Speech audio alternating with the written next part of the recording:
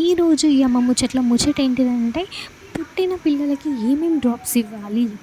ప్రతి పిల్లలకి కూడా డ్రాప్స్ ఇవ్వాలా? అవసరం లేదా? సో, నాకైతే డాక్టర్ సజెస్ట్ చేశారు. 2 డ్రాప్స్ సజెస్ట్ చేశారనమాట. ఒకటొచ్చేసి విటమిన్ డి3 డ్రాప్స్. అది ఎండ ద్వారా కూడా వస్తుంది కదా అని చాలామంది అనుకుంటారు. ఎండకు పెడితే అయిపోతుందని. కానీ అలా సరిపోదనమాట. ప్రతి బేబీకి కూడా 1 ఇయర్ వరకు పుట్టినప్పటి నుండి 1 ఇయర్ వరకు కంపల్సరీగా 400 ఇంటర్నేషనల్ యూనిట్స్ అనమాట. సో, అందులో ఉంటుంది ఆ డ్రాప్స్ పైన 400 ఇంటర్నేషనల్ యూనిట్స్ 0.5 ఎంఎల్ ఉంటుందన్నమాట మనకి. సో, అంత ఇవ్వాలన్నమాట. నేనైతే మార్నింగ్ ఇస్తున్నాను డేలో.